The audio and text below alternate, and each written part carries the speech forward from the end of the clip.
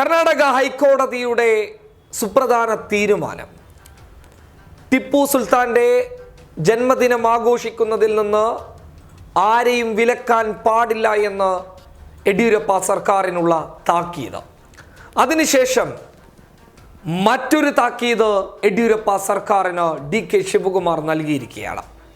ടിപ്പു സുൽത്താന്റെ കബറടക്കിയിരിക്കുന്ന സ്ഥലം സന്ദർശിച്ച് അദ്ദേഹം പറഞ്ഞ കാര്യങ്ങൾ വലിയ രീതിയിൽ ചർച്ച ചെയ്യപ്പെടുകയാണ്. ടിപ്പു സുൽത്താനെ കൈയൊഴിയാനായിട്ട് ചില ആളുകൾ മുന്നോട്ട് വരുന്നത് വ്യക്തമായ രാഷ്ട്രീയ താല്പര്യത്തെ മുന്നിൽ നിർത്തിക്കൊണ്ട് മാത്രമാണ്. അവർക്കൊക്കെ വ്യക്തമായി അറിയാം ടിപ്പു സുൽത്താൻ ആരാണ് എന്നുള്ളത്. യഥാർത്ഥ രാജ്യസ്നേഹിയാണെന്ന് വ്യക്തമായി അറിയാമെങ്കിൽ പോലും രാഷ്ട്രീയ ലാഭത്തിന് വേണ്ടി മാത്രമാണ് ടിപ്പു സുൽത്താനെ അവർ മോശമാക്കി ചിത്രീകരിക്കുന്നത് എന്ന സൂചനയാണ് DK ശിവകുമാർ നൽകിയിരിക്കുന്നത്.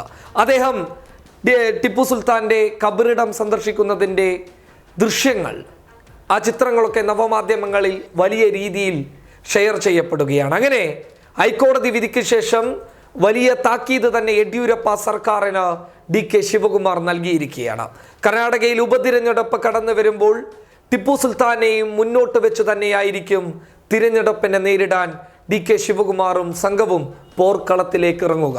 യെഡിയൂരപ്പ സർക്കാരിൻ്റെ ഇത്തരത്തിലുള്ള ന്യൂനപക്ഷ വിരോധം തീർച്ചയായും തിരഞ്ഞെടുപ്പിൽ ചർച്ച ചെയ്യപ്പെടുക തന്നെ ചെയ്യുമെന്നുള്ള സൂചനകൾ ലഭിക്കുന്നുണ്ട് എന്നും അദ്ദേഹം വളരെ വ്യക്തമാക്കുന്നുണ്ട്. അങ്ങനെ നിർണായക നീക്കം തന്നെയാണ് DK ശിവകുമാർ കർണാടകയിൽ നിലവിൽ നടത്തി മുന്നോട്ട് വരുന്നുള്ളത്. എന്തായാലും ടിപ്പു സുൽത്താൻ വിവാദത്തിൽ യെഡിയൂരപ്പ സർക്കാരിന് ശക്തമായ തിരിച്ചടി തന്നെയാണ് രാഷ്ട്രീയമായിട്ടും നിയമപരമായിട്ടും നിലവിൽ ലഭിച്ചിട്ടുള്ളത്. News desk public Kerala.